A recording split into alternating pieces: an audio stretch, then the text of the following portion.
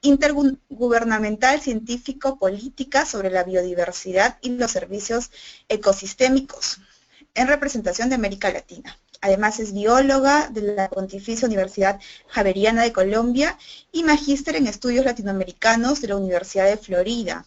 Brigitte participó en numerosos proyectos nacionales de conservación y planificación ambiental, paisajes culturales, análisis de procesos de transformación del territorio, historia ecológico, económica de sistemas productivos, análisis multicultural de uso y manejo de biodiversidad, biocomplejidad, entre otros temas. Antonio Gil, por otro lado, es el director ejecutivo de Global Call for Climate Action, una red enfocada en cambio climático que agrupa más de 400 ONGs a nivel mundial desde 2014. Previamente, trabajó durante 13 años como asesor de política sobre cambio climático en Oxfam, ha seguido de cerca el proceso de negociaciones internacionales desde 1992 y entre otros temas asesoró al gobierno de Colombia y Bolivia en temas de adaptación al cambio climático y financiamiento. Se graduó en la Universidad de Dartmouth y cuenta con una maestría sobre desarrollo y medio ambiente por el London School of Economics. Entonces estamos hablando de dos expositores, como ya les he contado un poquito, súper completos en sus temas. Vamos a tener una charla interesante. Agradezco a todos los asistentes. Quiero comentarles que cualquier duda que ustedes tengan pueden hacerla directamente por chat. Quien está hablando actualmente, yo soy Pilar Celi, periodista de Conexión Co. Y también, antes de empezar con las preguntas, quiero mostrarle, Lord, no sé si me ayudas con el PPT, segundo PPT, para invitarlos a seguir las redes, tanto de Twitter, Lord, ahí las pueden ver en pantallas, conexionco.com y el Twitter es @conexionco. Por el otro lado, Instituto Humboldt, ahí ven el @instituto _Humboldt, y el hashtag que vamos a utilizar es biodiversidad y clima para que puedan seguirnos en Twitter. Quiero darles algunos datos antes de empezar con la primera pregunta. Para contextualizar, Colombia es uno de los países más megadiversos del mundo, pero también el tercer país más afectado por el cambio climático, de acuerdo al índice de vulnerabilidad al cambio climático desarrollado en el 2014. Bueno, la pérdida de biodiversidad y cambio climático son dos caras de una misma moneda, como nos podemos imaginar, y el discurso institucional debe evolucionar para generar acciones que integren ambas variables de manera que se pueda asegurar una efectiva gestión del territorio por medio de la implementación de medidas tanto de adaptación y de mitigación desde una visión socioecológica. Entonces, la primera pregunta para los especialistas, para Brigitte y para Antonio, sería, ¿cuáles son los avances científicos que demuestran que la conservación y el uso sostenible de la biodiversidad ayudan a mitigar los efectos del cambio climático?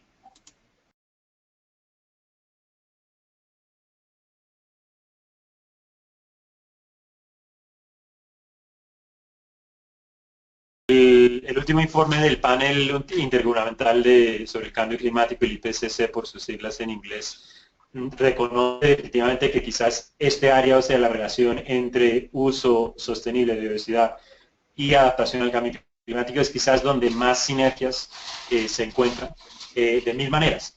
Y pues quizás también es importante reconocer qué pasa cuando no hay prácticas sostenibles. En el caso de la ola invernal aquí en Colombia en 2010-11, se puso mucho énfasis y hubo mucha cobertura mediática sobre la ruptura en el canal del dique y que por eso fue que las inundaciones y tal, no sé qué, aunque realmente pues todas esas aguas que inundaron y que crearon el charco más grande en América Latina, más allá, o sea, después del lago Titicaca, todas esas aguas provenían, digamos, del cauce de los ríos que bajaban en el pie de monte antioqueño.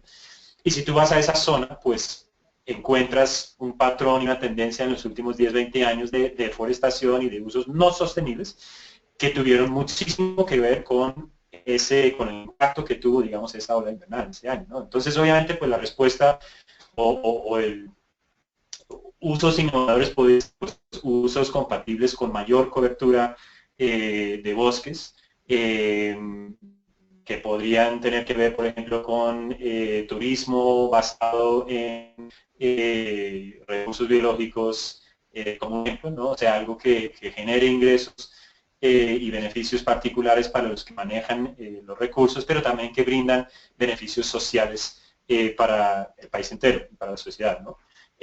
Otros ejemplos donde hay muchas prácticas innovadoras que realmente prometen mucho, tiene que ver con los mismos usos, pero haciendo ciertos cambios no tan sofisticados en esos usos. Por ejemplo, en la ganadería, que menciona aquí Birgit, que definitivamente pues, es una tendencia no solo en Colombia, sino en todo el mundo, en toda América Latina, y que tiene impactos muy nocivos.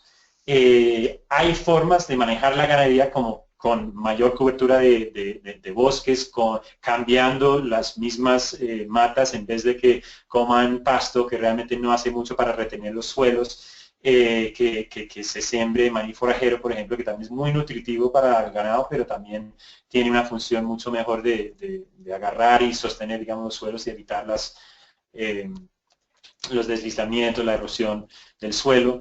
Igualmente en la preparación de los suelos para otras actividades agrícolas, pues hay formas de arar para meter nutrientes, elevar la capacidad de absorción de carbono de los suelos y así pues también hacer un uso compatible con la producción agrícola y una mayor adaptación que pueda también tener beneficios para la adaptación, en este caso, pues, mayor producción agrícola, que también es un desafío muy grande frente a los efectos del cambio climático y para el cual, digamos, la adaptación tiene que poner mucha atención.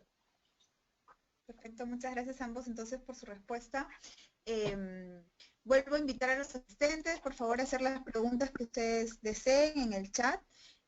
Seguimos entonces con otra consulta para los especialistas. ¿Cuál es el rol que ustedes consideran que tienen los ecosistemas estratégicos como páramos y humedales frente al cambio climático? Pues es indudable que hay unos ecosistemas que en proporción a otros cumplen unas funciones preventivas del deterioro ambiental que causa el calentamiento y en general los riesgos ambientales. Por ejemplo, los páramos, solo el 2.5% del territorio colombiano es responsable de la depuración del 70% del agua que beben los colombianos. Entonces, la relación es indudablemente muy favorable. Todos los humedales en general tienen una función muy concreta de absorción y fijación de carbono y depende del estado del humedal, actúan como liberadores de metano, que es un gas aún de mayor impacto que el CO2, o la capacidad de incorporar. Pasa, por ejemplo, con los manglares, que hasta hace poco se pensaba que eran emisores netos de gases de efecto invernadero, y hemos descubierto que es al contrario, o que depende del estado sucesional o del estado de manejo. La buena calidad del manglar implica que éste está creciendo y está capturando CO2, en cambio manglares deteriorados son los que están emitiendo. Y así en general diríamos que con las ciénagas, con los distintos tipos de ecosistemas pantanosos, que en la visión de muchas personas pues son ecosistemas que habría que desecar, que habría que transformar, incorporar a la agricultura, pero que están cumpliendo papeles muy concretos. Ahora, en Colombia en particular o en países con grandes ríos y planicies de inundación, los humedales tienen una función crítica de regulación de los ciclos de sequía e inundación. La destrucción de las planicies de inundación se ha demostrado que es un factor que incrementa la vulnerabilidad de las poblaciones, la vulnerabilidad de las actividades agropecuarias, en fin, que fue lo que pasó durante el fenómeno de la Niña en el año 2011 en Colombia. Entonces, el buen manejo de todos estos complejos de humedales, de sus diques, de su conectividad, de los bosques asociados. No estamos hablando solo del agua, sino estamos hablando del paisaje de humedad, es que permite prevenir y eventualmente generar resiliencia y capacidad adaptativa. Sí, definitivamente, yo iba a señalar en los impactos de la ola invernal en 2010, o sea, se veía que en las zonas de inundación, pues no era casualidad, o sea, esas zonas de humedales se habían intervenido, se habían recanalizado el agua, pues tratando de apartar, de resecar potreros, pues para el ganado nuevamente. Y bueno, pues eso obviamente es, ahí mismo se vio el ejemplo, el impacto que tiene ese tipo de intervención a largo plazo. Entonces, definitivamente hay que buscar un equilibrio en esos sentidos.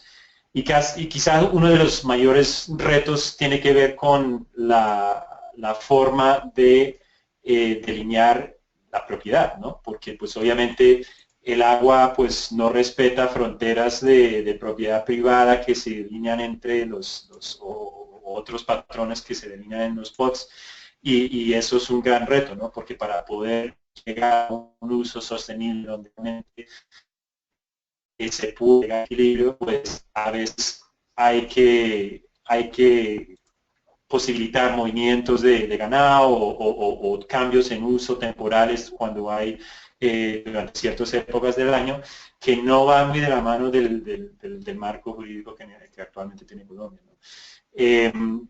Y pues solo para recordar también que en el caso de los páramos, pues es uno de 10 acciones muy concretas que propuso el Estado en su compromiso frente al Acuerdo de París, fue la delimitación y protección de las 36 complejos de páramos que tiene Colombia, ¿no? Entonces, y creo que para los que vivimos en Colombia, pues recordamos todos los debates que ha habido en los últimos años con la minería y con todo eso, y pues pocas veces se mencionaba específicamente el beneficio, digamos, de la conservación de esos páramos para el cambio climático, pero sí se destacaba muchísimo pues esa función fundamental que tienen los páramos y que es tan importante, sobre todo en Colombia, donde tanto páramo hay. Perfecto, Antonio, muchas gracias entonces a ambos por sus respuestas. Justo ahora que hacías mención, Antonio, a la COP21, quería hacer una pregunta para ambos. Indica acá, ¿qué papel juega la biodiversidad en el cumplimiento de los compromisos que adquirió Colombia en el marco de la COP21 en París? Es una pregunta de uno de los participantes. Claro, me parece que esa es una de las preguntas más importantes que tenemos que afrontar como instituciones, porque aún hay, como decía Antonio tal vez en la primera intervención, aún no hay suficiente investigación y suficiente capacidad de utilizar la biodiversidad como factor de adaptación. Es decir, aún no tenemos el conocimiento en detalle para hacerlo y apenas estamos tratando de revertir los procesos de deterioro que están empeorando la situación. Hace falta, yo diría, un mejor vínculo entre la COP de biodiversidad y la COP de cambio climático. Y ahí es donde, por ejemplo, tenemos uno de los retos institucionales, puesto que ambas líneas de reflexión y las decisiones que se han ido tomando en ambos espacios han tendido a pensar que el fenómeno climático es independiente del funcionamiento de la biodiversidad. Y realmente lo que estamos hablando es de ecosistemas que tienen un componente vivo y un componente abiótico que está interactuando todo el tiempo. Entonces, lo más importante sería recoger tal vez la intención de la COP21 de incorporar ecosistemas en la gestión de adaptación como un mandato. Y de esa manera ya los países tenemos un lineamiento con el cual unificar estas dos líneas de pensamiento que hasta el momento habían funcionado un poquito independientes. Ok. ¿Deseas agregar algo, Antonio? Pues mira, yo creo que tiene mucho más que ver, o sea, lo que nos da el Acuerdo de París es una dirección clara. Hay muchos elementos en el acuerdo que sí son nuevos, que sí son importantísimos, digamos, para que el mundo entero pues realmente tome en serio y haga cara al reto que representa el cambio climático. Pero en términos de biodiversidad propiamente, pues hay una mención que otra de la vulnerabilidad de ecosistemas, por ejemplo, de su relevancia para efectos de adaptación, pero digamos a nivel internacional en el marco del Acuerdo de París propiamente, pues no creo que haya que mirar ahí para ver qué hay que hacer, ¿no?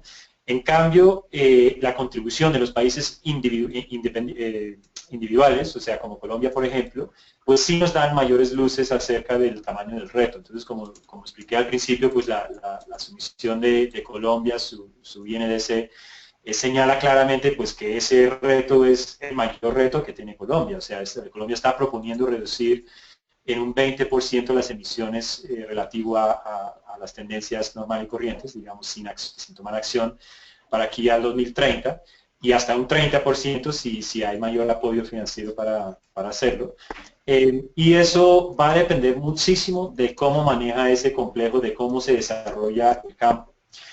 Creo que es relevante señalar que ese mismo documento, o sea, la propuesta de Colombia o su compromiso, hace mención del proceso de paz, porque básicamente hace reconocimiento de que si bien hay oportunidades o hay una necesidad importante de asegurar a través de ese acuerdo y la implementación de la paz en Colombia, digamos, una nueva forma de desarrollo rural, también señala o reconoce que hay riesgos grandes, porque con el acuerdo de paz van a haber movimientos de poblaciones, van a haber movimientos demográficos que van a tener o mirando otros ejemplos en el mundo que han pasado, digamos, por ese tipo de acuerdos, han tenido impactos nocivos para los recursos naturales, para la biodiversidad. Entonces, ese reconocimiento creo que es un señalamiento en el caso particular de Colombia, se enfrenta mientras a la vez está tratando de hacer mejor uso de los recursos naturales que tiene, de esa bondad de biodiversidad que goza, como herramienta para adaptarse y también mitigar el cambio climático. Muchas gracias entonces a ambos por darnos una visión tan específica sobre el tema. Me gustaría ahora hacer una pregunta que viene también del chat. Exactamente dicen, ¿realmente las áreas protegidas en Colombia están cumpliendo su función para proteger la biodiversidad? Y a futuro, ¿qué tan efectivas serán estas áreas teniendo en cuenta todos los conflictos que existen entre producción y desarrollo? Indudablemente las áreas protegidas juegan un papel importante en la protección de la biodiversidad, en la generación de servicios ecosistémicos. En Colombia en particular, el gran conjunto de áreas protegidas, el área mayor de áreas protegidas está en la región amazónica. Entonces hay una gran asimetría sobre la capacidad que tienen las áreas protegidas de proteger la biodiversidad y de prestar servicios. En ese sentido, la región andina, que es la más deteriorada, la región Caribe, que también está muy deteriorada, la Orinoquia, tienen muchísimos ecosistemas poco representados en el sistema de áreas protegidas y que no tienen inversiones de manejo mínimas para garantizar que pueden proteger tanto la biodiversidad como la prestación de algunos servicios ecosistémicos. Entonces, el espacio de las áreas protegidas sigue siendo importante, pero requeriría una revisión para hablar de otros mecanismos de conservación en algunas circunstancias con acuerdos muy concretos con las comunidades humanas que están viviendo en las zonas donde ya no hay, por ejemplo, la oportunidad de diseñar un área de protección estricta, pero donde los modos de vida de la población son muy compatibles, muy amigables con la biodiversidad. En ese sentido, sí creo que el Sistema Nacional de Áreas Protegidas en Colombia requiere una revisión profunda para incorporar nuevas categorías y nuevas formas de manejo más participativas y que permitan incluso hablar de áreas de uso común, áreas de provisión de servicios ecosistémicos a cargo de ciertos grupos sociales. Creo que es una pregunta muy acertada porque, pues, como señalé en el principio, pues sigue siendo una fuente de emisiones en vez de ser un amortiguador como lo debería ser. Entonces, creo que la respuesta simple es todavía no son suficientemente efectivos como para realmente jugar el papel que deberían jugar. Hace falta mucho por hacer ahí y me llama la atención que la INEDES de Colombia también propone, como uno de 10 acciones en los próximos 15 años, ampliar la cobertura de zonas protegidas, de áreas protegidas en Colombia en 2,5 millones de hectáreas. Pero no hace referencia a cómo invertir en los que ya tenemos, que ya son bastantes, o sea, es una buena parte de cobertura de la superficie del país que está cubierta por estas áreas, pero definitivamente quizás la inversión financiera y en otros sentidos actual es insuficiente como para realmente asegurar que esas áreas protegidas realmente estén fungiendo esa función. Muchas gracias a ambos por sus respuestas. Precisamente en estas áreas protegidas muchas veces hay pues personas indígenas, ¿no? Grupos indígenas que las habitan. Precisamente esta es otra pregunta que nos dice, ¿cuál es el rol para ustedes del conocimiento y prácticas indígenas de la conservación de la biodiversidad en la búsqueda de soluciones al cambio climático? ¿Existen avances y diálogos para saber temas al respecto? Claro que sí, y ese es un espacio importantísimo para Colombia, donde más de la tercera parte del territorio está en formas de propiedad colectiva, tanto de pueblos indígenas como comunidades negras. Las formas de manejo de esos ecosistemas son importantísimas en la medida en que han permitido la persistencia de la biodiversidad hasta el momento, pero enfrentan retos, digamos, distintos en la medida que esos territorios se van integrando a las economías globales, se van integrando en circuitos comerciales, se van, digamos, viendo afectadas por la transculturación. Entonces, esos conocimientos se están perdiendo también. Estamos viendo un deterioro muy grande de los idiomas de los pueblos nativos, estamos viendo un deterioro muy grande de las prácticas de manejo de los ecosistemas y aunque estamos tratando de generar esquemas de comanejo o esquemas de acuerdos de gestión del territorio, reconociendo la autoridad indígena en el ordenamiento, la autoridad ambiental en manos de los pueblos indígenas o de las autoridades afrodescendientes, aún nos queda un camino por recorrer en fortalecer a los pueblos en sus autonomías y en sus capacidades para darle cumplimiento a las políticas globales, a los compromisos internacionales de Colombia, a los compromisos del plan de desarrollo, pero con pleno respeto de los derechos de cada uno de estos grupos étnicos. Antonio. Yo solo agregaría una idea y tiene que ver con protagonismo, porque mucho se habla de las buenas prácticas, de las prácticas milenarias, del potencial que tienen, de cómo sería de bueno si todo el mundo y todas las sociedades pues se adaptarían y quieran más adoptar y promover ese tipo de prácticas y ese equilibrio que tienen las sociedades tradicionales e indígenas con la naturaleza. Como llamado global para acción climática o GCCA, estamos poniendo mucho énfasis en el papel que tienen los sectores de la sociedad que están, digamos, fuera de todo este gremio de cambio climático, de medio ambiente, de ONGs y tal, no sé qué. ¿Por qué? Porque consideramos que realmente el reto de enfrentar el cambio climático es tan grande que realmente implica unos cambios fundamentales para todas las sociedades, las economías y tal, y va a requerir un apoyo, un aporte y la opinión y voz de todos y todas. Y hemos visto muchos ejemplos en los últimos años de cómo diferentes sectores que uno no diría que tienen que ver, de repente han salido a hablar del tema. Por ejemplo, les menciono el Papa. Papa Francisco, que salió el año pasado con la encíclica Laudato Si, que habla un poco de ese balance que deberíamos lograr toda la sociedad, toda la humanidad con la naturaleza. Y eso ha tenido un efecto mucho más allá de la comunidad católica, por la voz moral y ética, que el Papa no entró a debatir si existe, si no existe el cambio climático, si hay que hacer, no sé. Él llegó con una autoridad moral para hablar desde su fe, desde su punto de vista como líder de la Iglesia Católica, de por qué esto era importante y era consistente y consecuente con la manera del estilo de vida de los católicos y las demás personas de fe en todo el mundo, ¿no?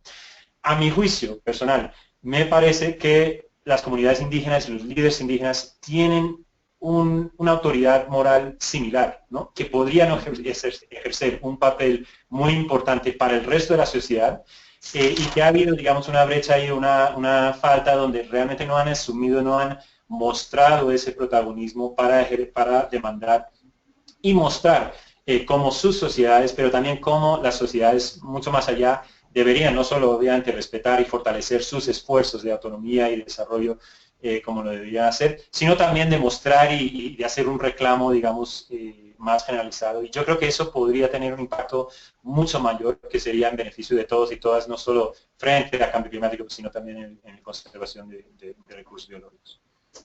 Perfecto, muchas gracias. Entonces, continuamos con las preguntas.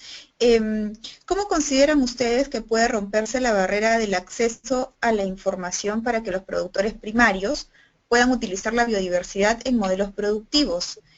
Bien se sabe, indica aquí la persona que ha hecho la pregunta, que el uso de control biológico para el control de plagas, pero no hay acceso a la información y no existe fortalecimiento de conocimiento para implementar estas prácticas. Es muy importante porque la producción de conocimiento no está llegando a los tomadores de decisión. Y por tomadores de decisión hago referencia al pequeño productor que está distante y que está buscando alternativas para hacer mejor las cosas, o el viceministro de Agricultura, o un empresario que también tiene la voluntad o la obligación de cambiar sus formas productivas.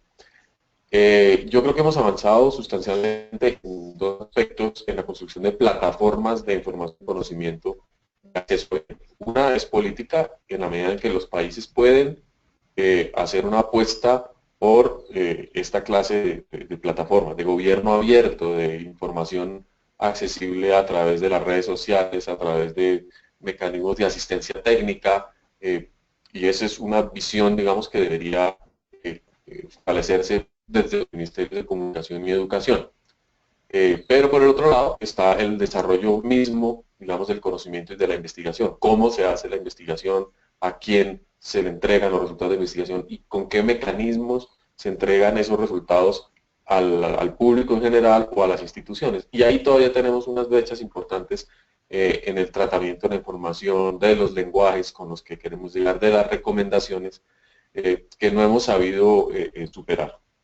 Creo yo que en un sistema de asistencia técnica agropecuaria, ya que la pregunta estaba muy orientada, por ejemplo, al tema de control biológico, es una solución importante, y en el desarrollo rural ese es un factor que en Colombia, por ejemplo, se ha desestimado durante los últimos 30 años. Después de tener un sistema supremamente fuerte de asistencia al desarrollo rural público, pasamos a uno que fue asumido por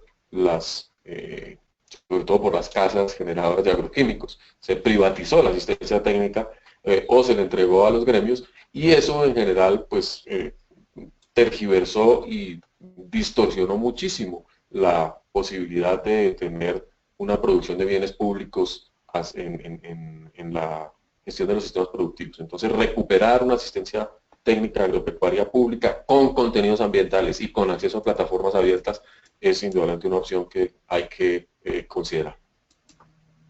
Perfecto, entonces muchas gracias. Tenemos otra pregunta aquí. En Colombia, un país eminentemente rural y cuya tenencia de tierra está en pocas manos, ¿hacia dónde se deben orientar las políticas precisamente agropecuarias de los pequeños productores y conservadores de biodiversidad? Como para anexar la pregunta anterior.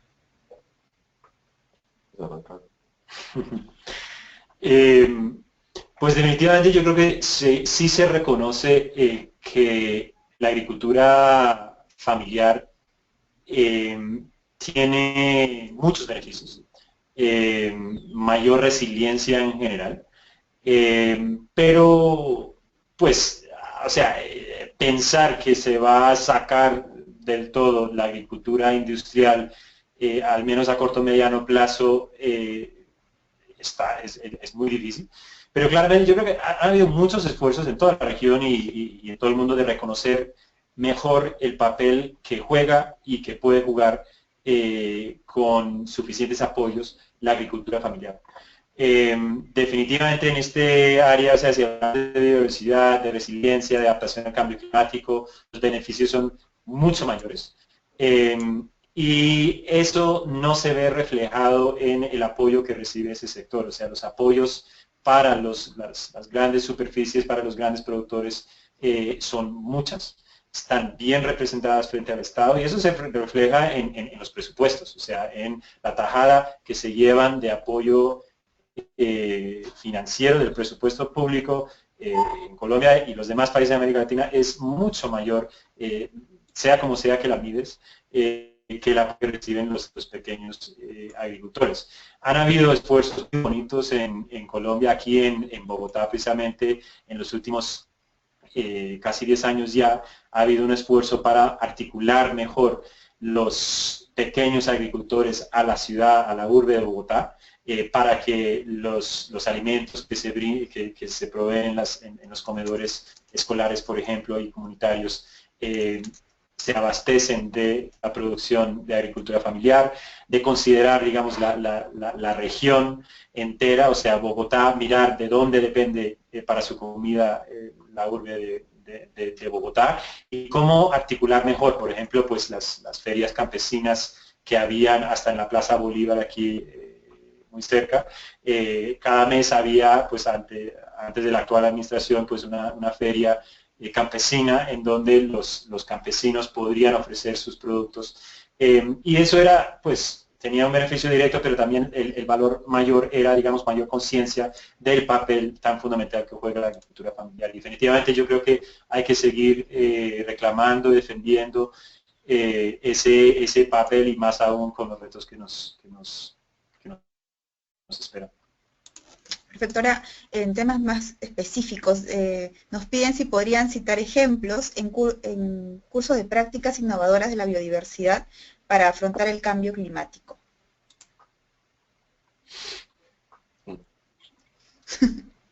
No es tan fácil.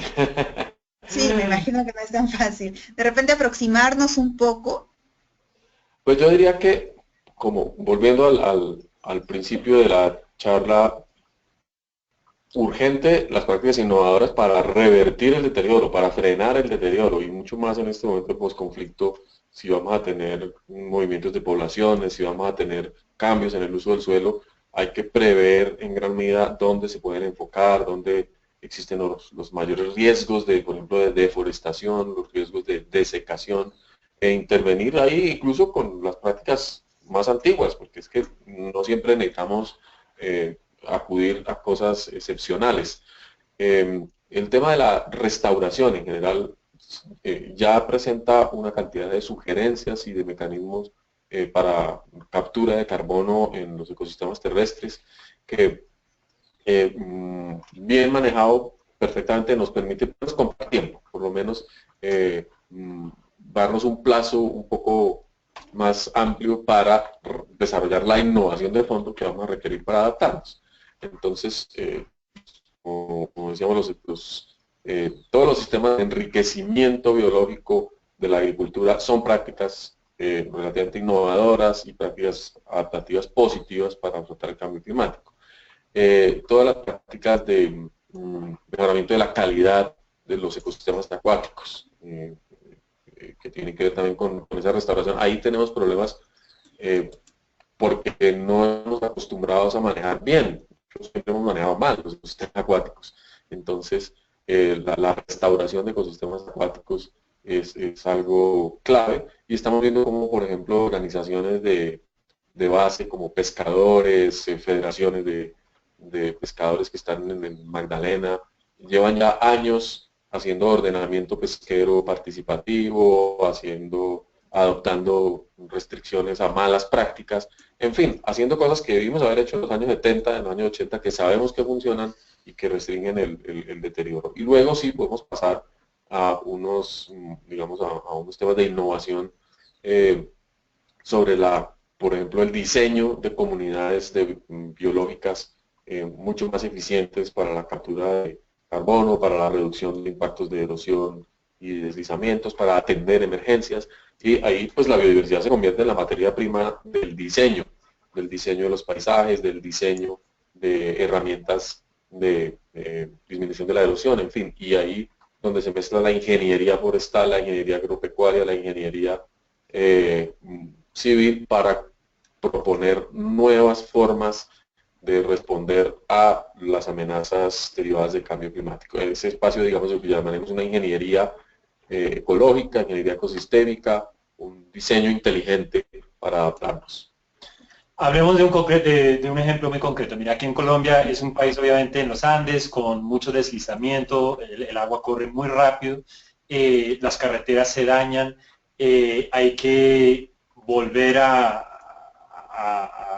reparchar, a restablecer, a estructurar fundamentalmente las carreteras que existen. ¿Y qué hacen cuando pasa eso? Pues traen maquinaria que queman combustible fósil para pues arreglar, van al río más cercano, sacan una cantidad de piedra, usan mallas de acero que también tienen una huella de carbono muy grande y construyen gaviones para tratar de frenar y proteger las carreteras. Hay opciones que hacen uso de los recursos biológicos. Por ejemplo, muy concreto, hay una hierba que se llama vetiver, que ha sido usado en muchos casos después del huracán Mitch en Honduras, en Australia, para restaurar potreros de ganado que están muy degradados. Es una hierba un pasto que tiene un sistema de raíces muy profundos, o sea que van más de 3, 4, 5 metros bajo tierra, que ayudan a agarrar la tierra y a sostenerlo pues para el bienestar de otros sistemas y ecosistemas. Se pueden combinar con otras cosas, por ejemplo, guaduales que pueden funcionar muy bien alrededor de los ríos, etcétera, etcétera. En fin, hay un sinfín de prácticas y de ejemplos concretos de esas prácticas que tienen beneficios y que son ejemplos de cómo crear y promover esas sinergias entre la adaptación al cambio climático, incluso la mitigación del cambio climático y la biodiversidad. A mi juicio, el reto no es ese, o sea, si tú vas al internet, miras, o sea, hay un sinfín de prácticas muy concretos, de ejemplos concretos. La pregunta es cómo, como sociedad, a una escala macro, o sea, a escala nacional, podemos asegurar mecanismos e incentivos para que el Estado haga su papel e incentive el uso y la adopción, la promulgación de estas prácticas y de estas tecnologías en el campo y en la sociedad en general, ¿no? Ahí hay muchos retos y todavía, a mi juicio, es ahí donde hay que buscar soluciones, ejemplos, buenos modelos, buenas prácticas para poder brindar, por ejemplo, beneficios para los campesinos que adopten estas prácticas cuando realmente en condiciones normales la solución más práctica, más económica para ellos es otra.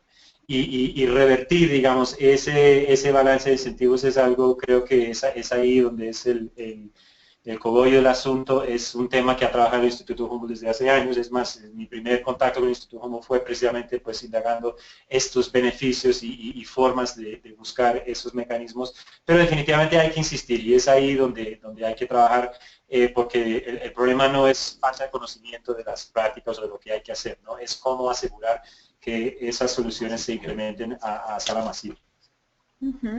Muchas gracias. Entonces paso a la siguiente pregunta. ¿Cuál es el avance de la compensación ambiental en Colombia? ¿Consideran que están cumpliendo con reducir la pérdida de biodiversidad y sobre todo los hábitats? Y además consultan qué recomendaciones nos darían para poder aplicar esto en Perú. Bueno, el tema de compensaciones es muy interesante, siendo el último recurso el que hay que apelar siempre para la gestión de la biodiversidad, siempre hay que prevenir primero, luego manejar, mitigar, pero en el caso de que se requiere compensación, en Colombia ya existe y se adoptó el primer manual de compensaciones para ecosistemas terrestres, que determina, digamos, unas tasas de compensación con unas reglas en las cuales cualquier proyecto de infraestructura o cualquier proyecto de inversión que genere un impacto que no sea mitigado debe compensarse de alguna manera. Sin embargo, hemos encontrado barreras importantes para hacer que las compensaciones sean efectivas. Una de las medidas de compensación, por ejemplo, es la compra de predios para compensar, digamos, el daño territorial o el área afectada por un proyecto. Entonces, la autoridad ambiental obliga o le da la opción a quien requiere compensar de comprar bosques o de comprar áreas para reforestar. Pero eso en un país que tiene muchísimos problemas de mercado de la tierra, que tiene muchísimos problemas de desplazamiento, que tiene a veces requerimientos de compensación muy grandes, por ejemplo un proyecto hidroeléctrico que requiere 8.000 hectáreas para compensar, se convierte en un problema y no en una solución. Entonces lo que estamos tratando es de mirar cómo las alternativas de compensación pueden orientarse más hacia políticas de restauración, políticas de incentivos a las comunidades e incluso compensaciones con una condición de equidad y de pago de deuda ambiental que puede ser beneficiosa para todos. En ese sentido, aún estamos, digamos, discutiendo esa normatividad y cuáles serían las mejores alternativas que un país puede diseñar para orientar los recursos de compensación, que son cuantiosísimos. Eso es la buena noticia, que las empresas sí han hecho, digamos, sus reservas de acuerdo con la ley para hacer honor a sus compromisos de compensación, pero no encuentran realmente el mecanismo más apropiado para que se haga de manera eficiente. Entonces vamos a ir haciendo las últimas preguntas del webinar. ¿Cuál es el papel de la biodiversidad para gestionar el tema del agua en un contexto de cambio climático? Bueno, es un poco una síntesis de todo lo que hemos venido diciendo. No se puede separar la gestión del agua de la gestión de la biodiversidad. Colombia tiene, por ejemplo, una política de gestión de recurso hídrico y una política de gestión integral de la biodiversidad y los servicios ecosistémicos. Ambas políticas tienen que conversar más, porque la regulación del ciclo hidrológico está mediada por la biodiversidad, está mediada no solamente por la biodiversidad en términos de cobertura y cantidad de verde, sino está mediada por la variabilidad de los organismos que intervienen en la regulación hidrológica. Eso todavía no está apropiado por la sociedad, no está apropiado por los sectores que piensan que el agua es un recurso que fluye de manera, digamos, independiente o autónoma por el territorio. Y al contrario, el agua circula es por los seres vivos. El agua se infiltra gracias a ciertas especies en cada ecosistema, el agua es capturada por los bosques de niebla. En Colombia el 30% del agua que corre por la superficie proviene de bosques de montaña que la capturan por lluvia horizontal. El agua es infiltrada gracias a la calidad de los suelos que hay en los bosques y así en todos los ecosistemas que tienen un papel importantísimo en la regulación tanto de la cantidad como de la calidad, porque ese es también el factor al que hice referencia en una respuesta anterior. El agua que viene del páramo es un agua que virtualmente no requiere inversiones en tratamiento para su potabilización. Si tuviésemos que potabilizar al costo que se hace, por ejemplo, en ciudades amazónicas o en ciudades que no tienen fuentes abundantes de agua, indudablemente que tendríamos problemas económicos importantes o que las tarifas del agua se volverían muchísimo más onerosas. Ok, entonces... ¿Yo puedo contestar ahí o no tenemos tiempo? Sí. No, dale, Antonio, todavía hay tiempo. Es que me alegra mucho que haya surgido esta pregunta porque me parece que es el medio del asunto. O sea, el agua es un tema tan fundamental y todo el mundo lo entiende, ¿no? O sea, no hace falta sino que pues de repente que haya escasez de agua para que de repente todo el mundo reclame, todo el mundo entiende. Esa función tan vital del agua es impresionante y yo creo que es una puerta de entrada muy interesante para las soluciones. frente al cambio climático, definitivamente, o sea, el cambio climático fundamentalmente es un problema de agua, de exceso de agua, de falta de agua, es un problema hidrológico fundamentalmente, ¿no? Y de aquí al futuro nos presenta como unos desafíos, unas paradojas muy grandes, porque primero que todo, pues hemos venido hablando de que hay que dejar fluir el agua, hay que restaurar los ecosistemas, no sé qué, pero también hemos traspasado ya un umbral crítico con cambio climático. Lo que hemos visto al momento de las alteraciones del clima realmente son productos del calentamiento y las emisiones que se dieron hasta 1980. Y de aquí para adelante va a empeorar mucho, o sea, va a empeorar todo mucho más antes de que empiece a mejorar. Entonces, hace falta pues hacer frente a esos desafíos de manera proactiva, hace falta anticipar, hace falta proyectos para captar más agua. Definitivamente hay que prepararse para la próxima sequía, ¿no? Hay que no dejar que fluya, sino que crear unos reservorios de agua pues para blindarnos contra la próxima sequía. ¿Y cómo hacer eso? Y bueno, en el tema energética, pues hemos visto, pues acabamos de terminar un periodo aquí en Colombia, en Bogotá, incluso donde han habido, pues a diario el presidente en la televisión hablando de ahorro energético. ¿Por qué? Pues porque el agua, donde es el recurso que genera la electricidad, la mayor parte de la electricidad de que dependemos en Colombia, pues había bajado tanto que las hidroeléctricas pues ya no brindaban tanto, pues había una crisis energética por el agua. Entonces, ¿cómo hacer frente a ese reto? ¿Cómo manejar mejor, pero mantener ese balance? Yo creo que hay un gran reto donde se tienen que involucrar también los conocedores de temas de biodiversidad, porque tienen una implicación muy grande. A mi juicio, pues las soluciones tienen que ver con escala, ¿no? En vez de hablar de grandes hidroeléctricas, pues hay que mirar una escala menor, porque hay una potencial muy grande, pues a menor escala.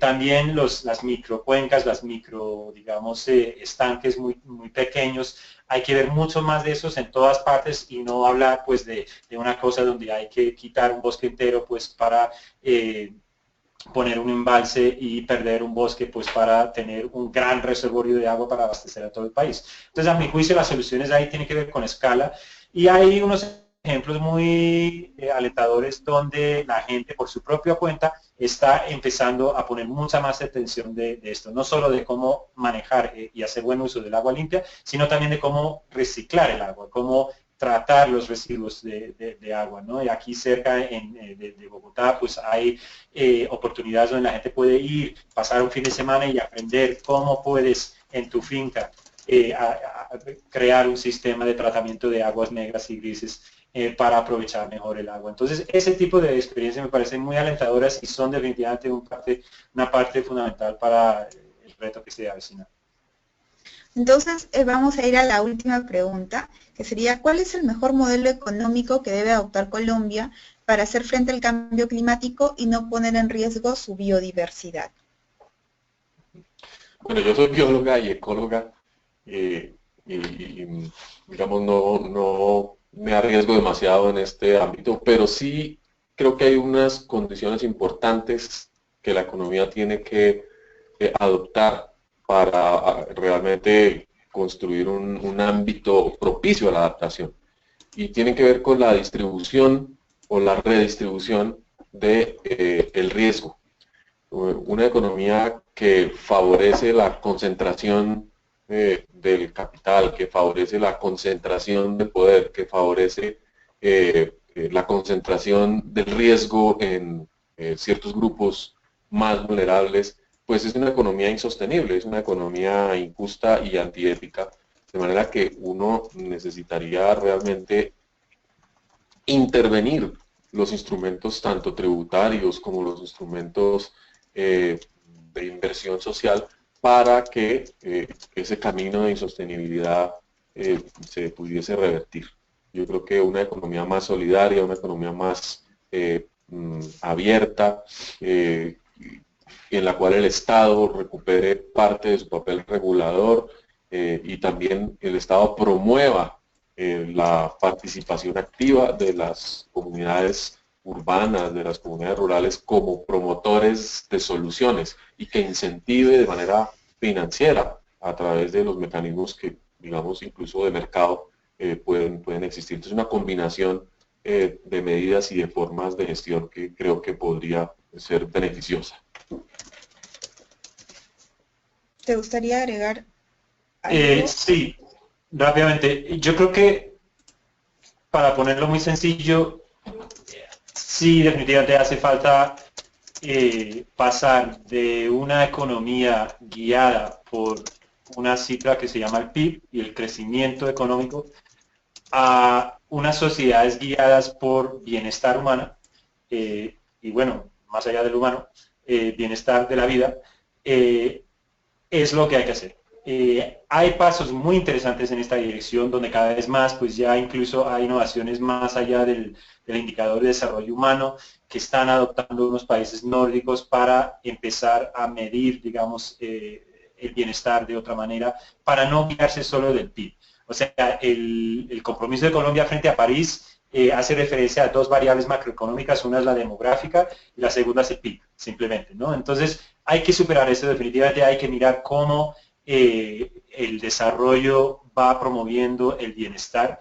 Y yo creo que estamos ya viendo muchos ejemplos y ejemplos muy serios ya planteados por economistas que demuestran que eso no necesariamente, o sea, que guiarnos por el bienestar sí trae muchos beneficios en términos humanos, igual si el PIB no responde y no sea, digamos, el más alto posible, ¿no? Entonces, yo creo que eso nos va a llevar a cosas como los que ha hecho Costa Rica. Desde el Acuerdo de París en diciembre, Costa Rica ha introducido una ley para transporte de trenes eléctricos, para transporte de automóviles, de buses eléctricos. Ha suspendido un proyecto de una refinería muy grande de $1.000 millones financiado por China. Este tipo de acciones tienen efectos macroeconómicos muy importantes. Definitivamente van en la dirección que señala el Acuerdo de París, donde todos los países deberían encaminarse su desarrollo. Y definitivamente plantean una alternativa al que todavía rige definitivamente en Colombia y muchos más países todavía, que eso es la tiranía del PIB. Gracias, Antonio. Me dicen que todavía hay tiempo para una última pregunta que es dirigida a Brigitte. Y entonces nos dicen, ¿qué está haciendo el Instituto von Humboldt y otras instituciones para demostrar el valor económico de la biodiversidad y los ecosistemas, con el fin de demostrar la importancia de la conservación? Bueno, nosotros tenemos una iniciativa metodológica. En primer lugar, una perspectiva de visibilizar el valor integral de la biodiversidad, no solamente el valor económico que tiene digamos, en nuestra economía, sino el valor que tiene para el bienestar de todas las sociedades. Si ustedes pueden descargar desde la página web del instituto un documento que se llama Valoración Integral de la Biodiversidad, donde tiene una revisión de cómo llegar a esas, digamos, no solo a cifras, sino a consideraciones de la importancia que tiene la biodiversidad para distintos actores, distintos grupos de personas. Pero además de eso, tenemos una investigación muy persistente en los temas de caracterizar los servicios ecosistémicos. ¿Cuáles son, digamos, los aportes que hace la biodiversidad a la producción agropecuaria, a la producción, a la regulación hídrica? Y no necesariamente, insisto, en términos financieros, sino de descripción del servicio. ¿Qué tanto los polinizadores están aportando a la producción de cacao en el país, a la producción de aguacates?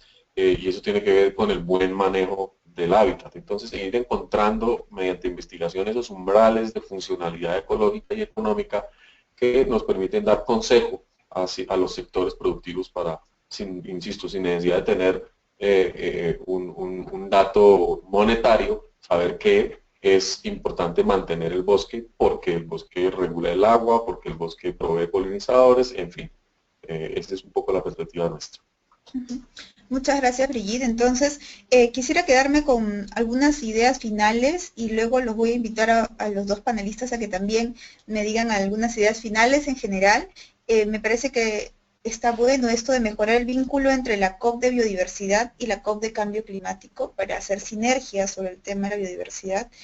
Es importante también que la COP21 recoja información e incorpore los ecosistemas en adaptación como un mandato, y no solamente como un punto a seguir, ¿no? Luego los conocimientos tradicionales se están perdiendo y tenemos que fortalecer a los pueblos en sus autonomías. Entonces eso es un trabajo que en conjunto deben de realizar en Colombia y seguramente en otros lugares también de Latinoamérica. Y también otro punto que es importante es que no se puede separar la gestión del agua con la gestión de la biodiversidad, ¿no es cierto? Son dos temas que se juntan y que se unen y que están, de todas maneras no puede, digamos, resaltar uno sin el otro. Me gustaría invitarlos a ustedes dos también para dar algunos puntos finales para ir terminando este encuentro digital. Bueno, muchas gracias, Pilar. Yo quisiera notar la importancia que tiene la creación de la Plataforma Global de Biodiversidad y Servicios Ecosistémicos, la IPBES. Probablemente la gente está muy familiarizada con el IPCC y con sus reportes que han generado en la Convención de Cambio Climático la adopción en distintos momentos de distintos acuerdos y sobre todo del último acuerdo de París. Hay buena ciencia, buen conocimiento y acuerdos políticos basados en ello. El IPCC es más antiguo, pero la IPBES que se plantea en este momento recoge esa filosofía, la idea de entender qué está pasando con la biodiversidad de los servicios ecosistémicos a escala global, planetaria, y ponernos a dialogar con el IPCC. Entonces hay unas instancias institucionales nuevas, un diálogo incrementado, y esperamos es que los países respalden cada vez más esos ámbitos de trabajo. Perfecto. Mi llamado, trabajando con el llamado global por acción climática, sería a la participación ciudadana. Creo que pues, nosotros tenemos muy claros de que las soluciones existen, o sea, tenemos las herramientas para hacer frente a estos desafíos de manera no solo para evitar los daños, sino para lograr una mejora sustancial en la vida humana. Y todos los ejemplos que vemos donde se están logrando cosas siempre tienen una semilla de participación ciudadana en el fondo. Entonces, si hablamos de las oportunidades que surgen con el Acuerdo de París, definitivamente hay unas oportunidades muy grandes para cambiar el patrón de energía que usamos todos. Y hay un claro ejemplo donde esto se cruza con los intereses ciudadanos. O sea, todo el mundo aquí en Bogotá definitivamente no pasa un día sino quejarse de la movilidad, de la contaminación, del transporte. Esto es un tema que tiene una solución y quizás sola una solución, que es evitar tanto transporte individual, invertir masivamente en transporte público, usando energías renovables. Y esto es una solución donde hay una convergencia muy importante entre el bienestar humano que reclamamos los ciudadanos a diario y las soluciones que hacen falta para hacer frente al cambio climático y promover mayor biodiversidad. Creo que los ecólogos, los biólogos, al igual que muchos otros sectores de la ciudad, o sea, fuera de su profesión, de sus actividades profesionales, pues también pueden participar, así como lo están haciendo cada vez más los católicos, padres de familia con interés del bienestar de sus hijos, la profesión médica, los doctores, o sea, cada vez más están destacando el impacto humano que tiene la contaminación del aire en las zonas urbanas. Sobre todo, esto viene muy estrechamente vinculado con las causas del cambio climático también. Entonces, hay miles de formas de que la sociedad y diferentes sectores de la sociedad pueden y deben pues reclamar estos cambios, y si no lo hacen, honestamente yo sí no guardo esperanza de que por sí solo los estados, el sector privado realmente vayan a hacer lo que hace falta a la escala necesaria y en los tiempos, el poco tiempo que tenemos. Entonces es un trabajo en realidad de toda la ciudadanía. Muchas gracias, Brigitte, y muchas gracias, Antonio, por participar en este encuentro. Gracias a todos los participantes, a los que han hecho sus preguntas. Espero que pronto nos volvamos a encontrar, y quiero despedirme no sin antes invitarlos a todos a seguirnos en las redes que pueden ver ahí en las pantallas, y también suscribirse al boletín de noticias de Conexión COP, y también visitar la página siempre de Yumbool, de la organización Yumbool. Entonces eso sería todo hasta hoy. Muchísimas gracias y que todos tengan buenos días.